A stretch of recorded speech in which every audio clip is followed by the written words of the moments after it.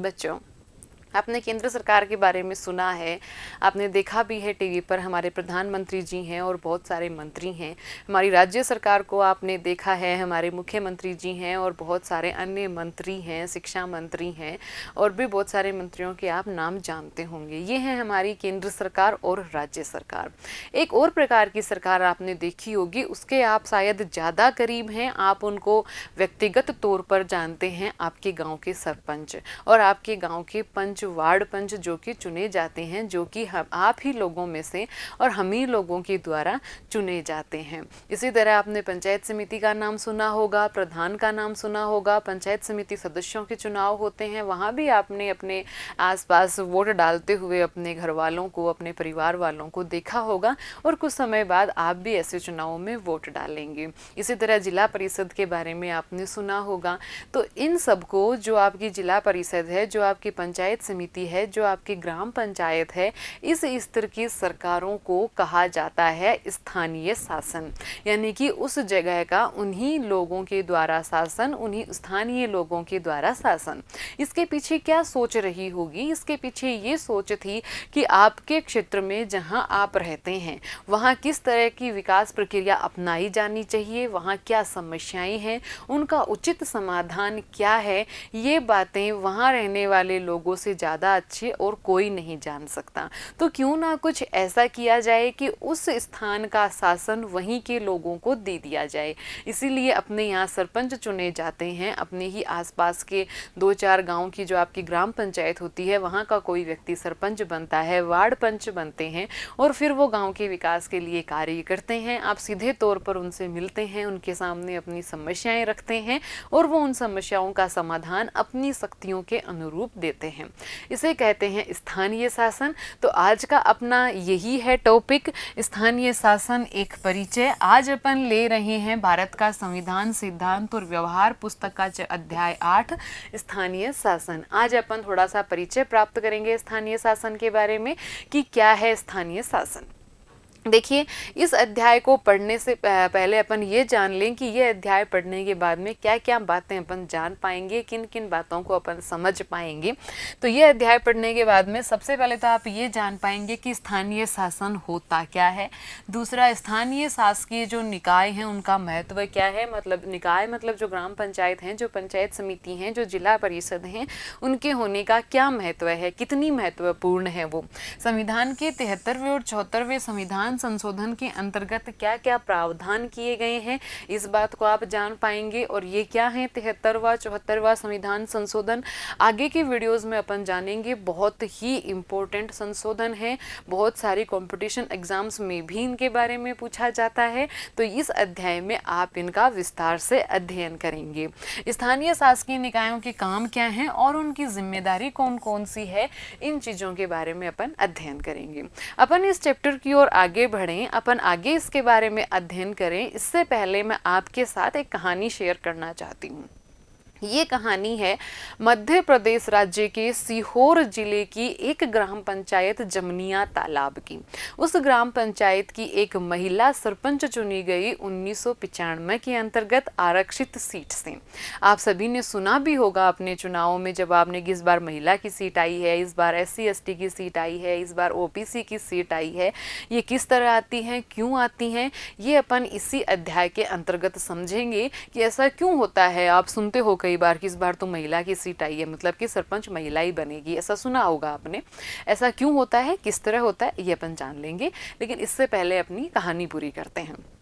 इस कहानी में गीता राठौड़ सरपंच चुनी जाती हैं 1995 में जमनिया तालाब ग्राम पंचायत की, क्योंकि वहां महिला की सीट आई थी, महिला सरपंच बननी थी। अगली बार जब 5 साल बाद में चुनाव होते हैं, सन 2000 के अंतर्गत सामान्य की सीट आई, लेकिन फिर भी जमनिया तालाब ग्राम पंचायत के लोगों ने गीता राठौड़ को फिर से सरपंच बनाया। पता है क्यों? क्योंकि अपने पिछले 5 साल के कार्यकाल में इन्होंने अपने गाँव की सड़कों को अच्छा बना दिया, पक्का बना दिया, दिया। उन्होंने विद्यालय का भवन था उसको बहुत सुंदर और अच्छा बना दिया। उन्होंने जो तालाब था उसको पक्का करवा दिया और ऐसे बहुत सारे विकास कार्य उन्होंने करवाए अपने सरपंच के पद की शक्ति का उपयोग करते हुए। तो उनके कार्यों से प्रसन्न होकर अगली बार फिर से लोगों ने उन्हीं को सरपंच बनाया। और ये वो गीता राठौड़ थी जो कि एक सामान्य गृहिणी थी, जो कि बहुत ज़्यादा पढ़ी लिखी नहीं थी, जो कि अपने घरेलू कार्य किया करती थी। लेकिन इनको मौका मिला सरपंच बनने का और उन्होंने उस मौके का फ़ायदा उठाया, या कहें कि उस अवसर का उपयोग करते हुए अपने गांव की दशा दिशा बदल दी। एक और कहानी है, यह है तमिलनाडु के एक गांव वेंगवेसल की। वहां भी एक महिला सरपंच थी। सन 1997 में तमिलनाडु की सरकार ने अपने कोई राज्य कर्मचारी थे उनको 2-2 बीघा भूमि आवंटित की थी और ये आवंटित भूमि वेंगवेसल ग्राम पंचायत के दायरे में थी। वहां के उच्च अधिकारियों के निर्देश से कांचीपुरम जिले के जो जिला कलेक्टर थे उन्होंने उस ग्राम पंचायत को, वेंगवेसल ग्राम पंचायत को, ये आदेश जारी किए कि इस भूमि के ऊपर जो निर्णय लिया जा चुका है उसके अनुरूप ग्राम पंचायत एक प्रस्ताव पारित करे। लेकिन वहां की ग्राम पंचायत और वहां की महिला सरपंच ने ऐसा करने से इनकार कर दिया। क्यों इनकार कर दिया? क्योंकि उनका कहना था कि ये जमीन हमारे दायरे में है, हमारी ग्राम पंचायत के दायरे में है, तो इसके ऊपर कोई भी निर्णय लेने से पहले हमसे पूछना आवश्यक है, क्योंकि इस जमीन पर हमारा भी अधिकार है। इसलिए सरकार इस पर कोई भी निर्णय ले इससे पहले वो हमसे पूछेगी, हमसे प्रस्ताव लेगी। इसके विरुद्ध कलेक्टर ने उच्च न्यायालय की खंडपीठ के अंदर और याचिका दायर की। जो एकल न्यायाधीश की खंडपीठ थी उन्होंने कलेक्टर के जो ऑर्डर थे उनको सही ठहराया। उस ऑर्डर के विरुद्ध जो ग्राम पंचायत थी वेंगवेसल की, उन्होंने उच्च न्यायालय की खंडपीठ के अंतर्गत फिर याचिका दायर की उसके विरुद्ध। और अब इस खंडपीठ ने एकल न्यायाधीश की खंडपीठ का निर्णय बदलते हुए ये कहा कि बिना ग्राम पंचायत के पूछे जमीन आवंटित नहीं की जा सकती। वो उसकी वैधता पर प्रश्न चिन्ह है, वो उसकी एक कहीं कि अपन जो उसका संवैधानिक मजबूती है, प्रबल दावेदारी है, उस पर प्रश्न चिन्ह है। क्योंकि ग्राम पंचायत के दायरे में वो भूमि आती है, इसलिए ग्राम पंचायत से सलाह मशविरा लेना आवश्यक हो जाता है। तो इन दो उदाहरणों से अपन ने क्या जाना? इन दो उदाहरणों से अपन ने जाना स्थानीय शासन की ताकत को, स्थानीय शासन की मजबूती को। जहां गीता राठौड़ ने अपने पद के सभी अवसरों का उपयोग करते हुए अपने गांव को एक सुंदर और विकास की गति प्रदान की, वैसे ही जो वेंगवेसल की महिला सरपंच थी उन्होंने अपने अधिकारों की बात की। उन्होंने एक तरह से अपनी जो भूमि थी, अपने अधिकार क्षेत्र थे, उन पर किसी की सेंध नहीं लगने दी और अपनी प्रबल मजबूती वहां पर दर्शाई। तो ये स्थानीय शासन है, ये स्थानीय शासन की ताकत है और ये ताकतें इनको मिली हैं 73वें और 74वें संविधान संशोधन से। अब चलते हैं अपने इस अध्याय की ओर और जो जो अपन आगे बढ़ते जाएंगे त्यों त्यों इन कहानियों के बारे में भी सोचते जाएंगे, समझते जाएंगे और ज़्यादा आसान हो जाएगा हमें ये स्थानीय शासन का अध्याय समझना और इस बात को एक तरह से अपने जीवन में उतारना कि आप फिर समझ पाओगे आसानी से अगली बार जब भी सरपंच के चुनाव होंगे कि क्यों इस बार महिला की सीट आई है, क्यों SC ST की सीट आई है। आप इस बार समझ पाओगे कि क्या क्या कार्य हमारे सरपंच साहब हमारे लिए कर सकते हैं और क्या क्या कार्य उन्हें करने चाहिए, क्या उनके पास शक्तियां हैं, क्या उनका कार्य क्षेत्र है, क्या उनके अधिकार हैं और क्या उनके सामने चुनौतियां आ सकती हैं। चलिए चलते हैं आगे अपने अध्ययन की ओर। ये देखिए यहाँ कुछ तस्वीरें हैं पंचायती राज की। ये देखिए यहाँ पर ये जो ग्राम पंचायत है उसकी मीटिंग हो रही है, यहाँ ग्राम पंचायत की बैठक हो रही है। पंचायत चुनाव अभी अभी हुए हैं अपने राजस्थान में। आपने भी चुने होंगे, अपने सरपंच चुने होंगे, वार्ड पंच चुने होंगे, नए नए सरपंच मिले होंगे आपको भी अभी पिछले कुछ दिनों में। तो ये कुछ तस्वीरें हैं क्योंकि ऐसा माना जाता है कहीं की मनोविज्ञान की दृष्टि से कि मनुष्य को चित्र ज़्यादा याद रहते हैं, मानव मस्तिष्क को। इसलिए मेरी कोशिश ये रहती है कि मैं चित्रों का थोड़ा बहुत समायोजन करूँ ताकि इन चित्रों के माध्यम से जो बात अपन पढ़ रहे हैं वो हमें ज़्यादा याद रहे। देखते हैं अपन स्थानीय शासन के एक परिचय को। गांव और जिला स्तर के शासन को स्थानीय शासन कहा जाता है। जैसी कि अपन ने बात की थी, गांव से लेकर जिला स्तर तक का जो शासन है उसको कहा जाता है स्थानीय शासन। स्थानीय शासन के दो स्तर हमारे देश में विद्यमान है। पहला है ग्रामीण स्थानीय शासन, जिसे हम पंचायती राज कहते हैं। गाँव की तो अपन ने बात कर ली थी अभी कि गाँव के अंदर अपन सरपंच चुनते हैं, गाँव के जो लोग हैं उनको उन्हीं के द्वारा शासन करने का एक तरह से ये अवसर और मौका दिया जाता है संविधान द्वारा। लेकिन वैसी ही व्यवस्था शहरों में भी होती है, क्योंकि शहरों में भी तो लोग रहते हैं, वहाँ उनकी भी अपनी आसपास की अपने क्षेत्र की समस्याएं हैं, तो वहाँ के जो शासन है उसको शहरी स्थानीय शासन कहा जाता है। जो गाँव का शासन है उसको ग्रामीण स्थानीय शासन या पंचायती राज कहा जाता है। दूसरा शहरी स्थानीय शासन है। भारत में पंचायती राज प्रणाली प्राचीन काल से ही विद्यमान रही है। इतिहासकार अल्टेकर ने भारतीय गांवों को छोटे छोटे गणराज्यों की संख्या दी है कि भारतीय गांवों में जो हमारे सरपंच वार्ड पंच हम बनाते हैं उनके माध्यम से एक छोटी सी सरकार हम चलाते हैं। तो अल्टेकर ने इनको एक तरह से गणराज्य कहा है, छोटे छोटे। स्थानीय शासन की आवश्यकता क्यों है इसकी भी अपन बात कर लेते हैं कि क्या जरूरत है स्थानीय शासन की। हमारी केंद्र सरकार है, हमारी राज्य सरकार है, वो शासन कर तो रही हैं, कानून बना तो रही हैं, योजनाएं लागू हो रही हैं, वो स्कूलें भी चला रही हैं, वो हॉस्पिटल भी चला रही हैं, वो बसें भी चला रही हैं, सारा काम तो कर रही हैं सरकारें। फिर क्या आवश्यकता है स्थानीय शासन की, देखते हैं क्या आवश्यकता है। स्थानीय शासन का विषय है आम नागरिक की समस्याएं और उनकी रोजमर्रा की जिंदगी।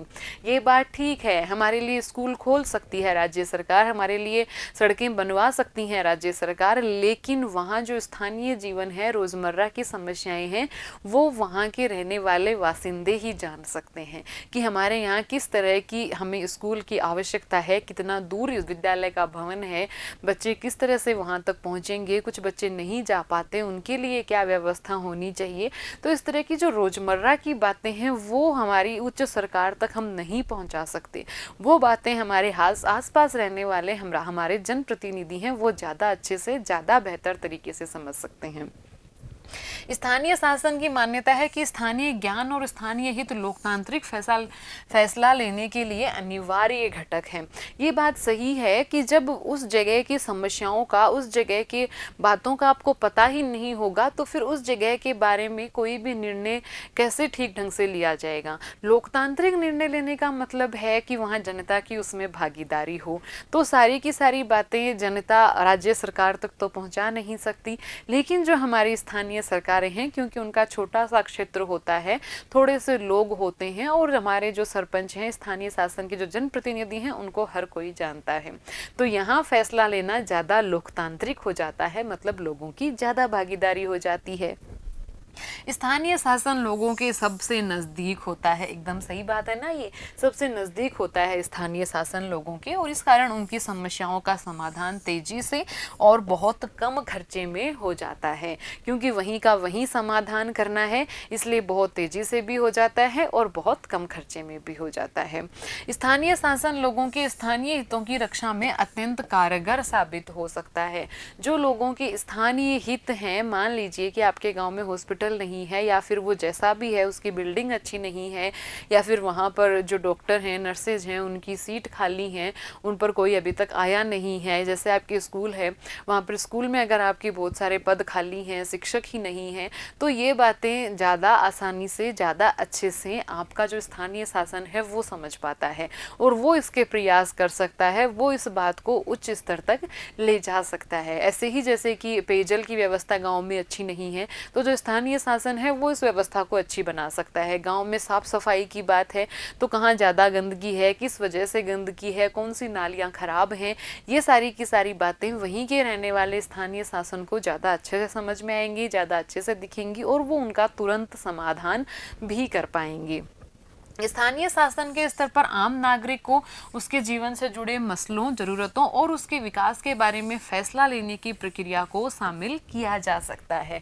स्थानीय शासन के पास ये एक बहुत बढ़िया तरीका होता है कि मान लीजिए उसको कोई भी निर्णय लेना है, ग्राम सभा की बैठक बुलाई जा सकती है, सभी लोगों से उनके विचार पूछे जा सकते हैं, आपसी विचार विमर्श के द्वारा, आपसी आशाओं उम्मीदों के विश्लेषण संश्लेषण के द्वारा, आपसी वाद विवाद के द्वारा, लोगों की सहभागिता के द्वारा एक लोकतांत्रिक ढंग से सबको संतुष्ट करने वाला, लगभग संतुष्ट करने वाला एक अच्छा फैसला स्थानीय शासन ले सकता है। अब बात करते हैं अपन भारत में स्थानीय शासन के विकास की, कि भारत में स्थानीय शासन का विकास कैसे हुआ होगा। अगर 73वें और 74वें संविधान संशोधन की अपन बात करते हैं, ये तो हमारे देश के आज़ाद होने की बहुत बाद में हुआ था, लगभग 1992 में। और जो अपन ने 2 कहानियाँ पढ़ी थी, गीता राठौड़ की और वेंगवेसल गाँव की तमिलनाडु के, इन दोनों ही कहानियाँ हैं, ये भी इस संविधान संशोधन के बाद की हैं।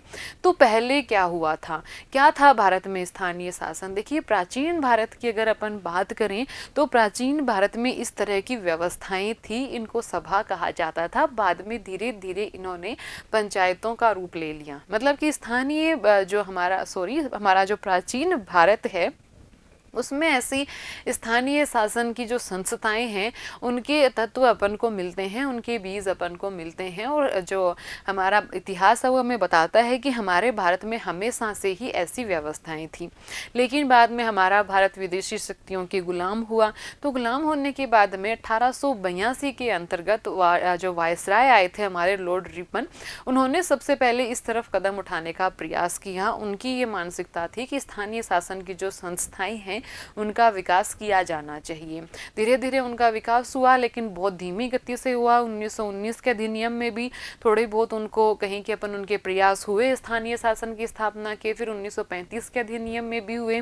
फिर जब हमारा देश आज़ाद हुआ, हमारा संविधान बना, तो उस संविधान में भी स्थानीय शासन की जो इकाइयाँ थी उनको बहुत मजबूत स्थिति नहीं मिल पाई। क्यों नहीं मिल पाई? इसके कुछ कुछ कारण थे जो संविधान निर्माताओं के मन में थे। कुछ शंकाएं थी, कुछ डर थे जो कि संविधान निर्माताओं के मन में थे। वो क्या थे, वो अपन अभी आगे बढ़ेंगे। तो इस वजह से एक सही और उचित जगह नहीं मिल पाई स्थानीय शासन को। हालांकि हमारे संविधान निर्माताओं के मन में, दिमाग में ये बात थी कि लोकतंत्र के लिए शक्तियों का विकेंद्रीकरण होना बहुत आवश्यक है, और विकेंद्रीकरण का सबसे अच्छा जो तरीका है वो स्थानीय शासन ही है।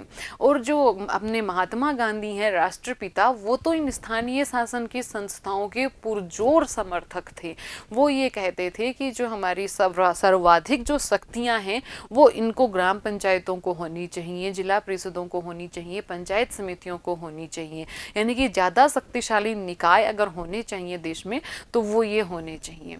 चलिए देखते हैं इसके बारे में, कि माना जाता है कि अपना खुद शासन चलाने वाला ग्राम समुदाय प्राचीन भारत में सभा के रूप में मौजूद हुआ करते थे। जैसा अभी मैंने आपको बताया कि इतिहास से हमें कुछ ऐसे कहें कि अपन मिली हैं ऐसी बातें कि जो प्राचीन भारत में भी अपना खुद का शासन चलाने वाली वहाँ संस्थाएं मौजूद थी, जिनको सभा कहा जाता था। बदलते समय के साथ गांव की इन सभाओं ने पंचायत का रूप ले लिया। जो जो बाद में आगे वक्त बदला, ये सभा पंचायत के रूप में कही जाने लगी।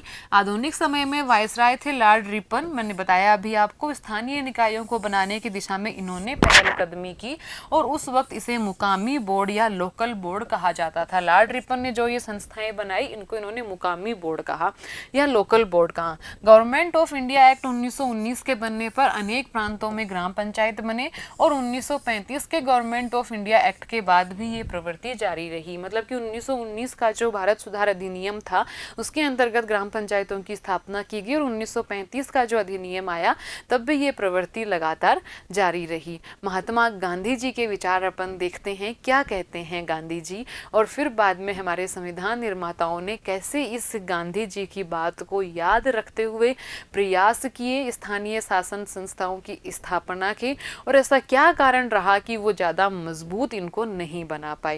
देखिए क्या कहते हैं गांधी जी।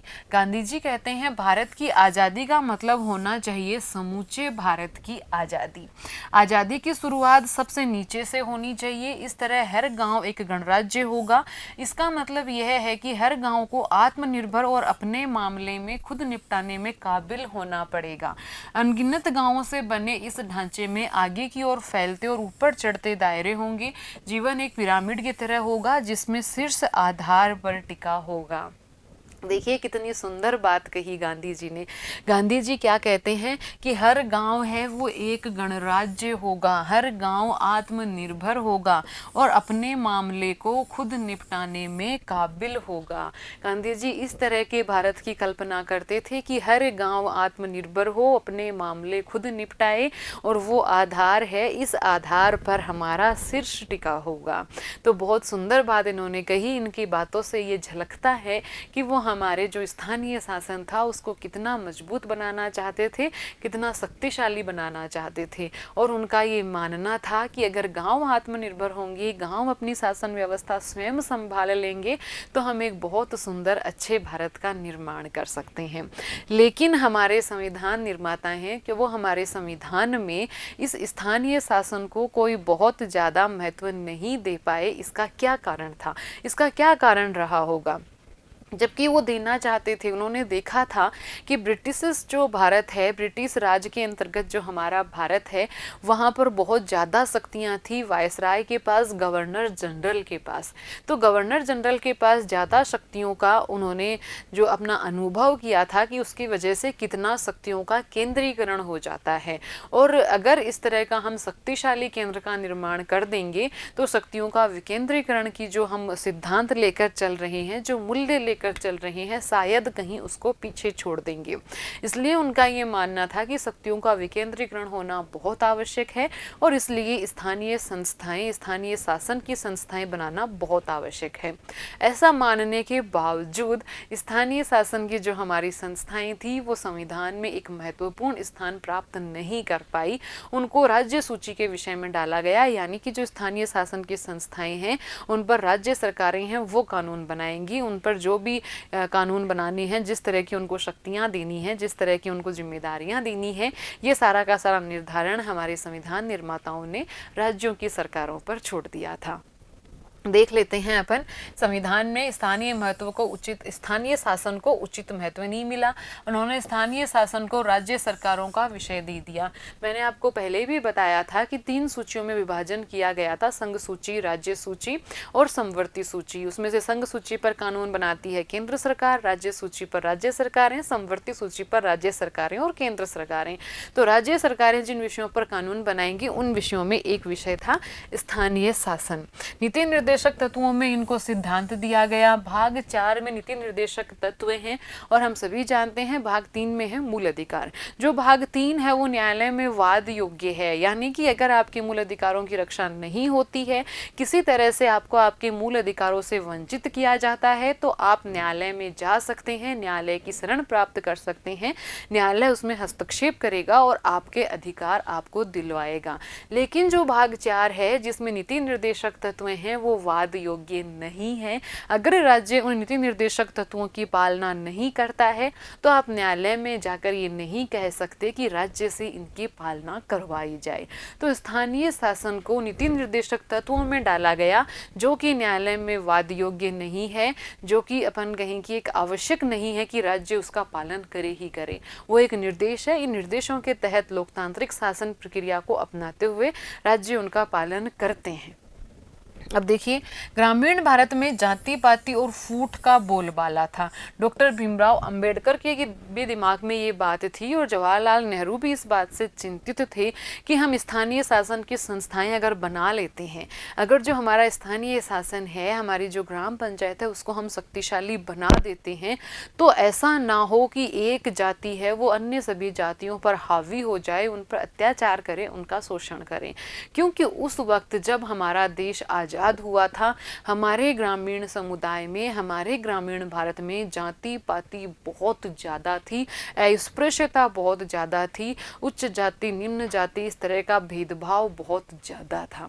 तो इनके दिमाग में जो संविधान निर्माता है उन्होंने एक दूरदृष्टि सोच रखी कि अगर ग्राम पंचायतों को ऐसी शक्तियां दे देंगे अपन, तो उन शक्तियों का इस्तेमाल करके जो वहाँ पर जो जातियां अभी हावी हैं, जो बहुसंख्या में हैं, वो उन शक्तियों का दुरुपयोग करके अन्य जो जातियां हैं उनके दमन में उनका इस्तेमाल कर सकती हैं, उनको और ज़्यादा प्रताड़ित कर सकती हैं, उनको और ज़्यादा उत्पीड़ित कर सकती हैं। इसलिए उन्होंने कहा कि फिर स्थानीय शासन का जो अपना उद्देश्य है वो उद्देश्य ही खतरे में पड़ जाएगा।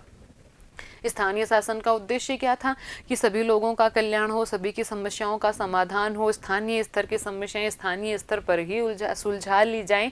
लेकिन अगर हम इस तरह की बात हो जाएगी, एक कहें कि अपन जो जाति है उसके हाथ में ताकत आ जाएगी, तो फिर वो तो उद्देश्य ही खत्म हो जाएगा जो हम स्थानीय शासन का उद्देश्य सोच रहे हैं।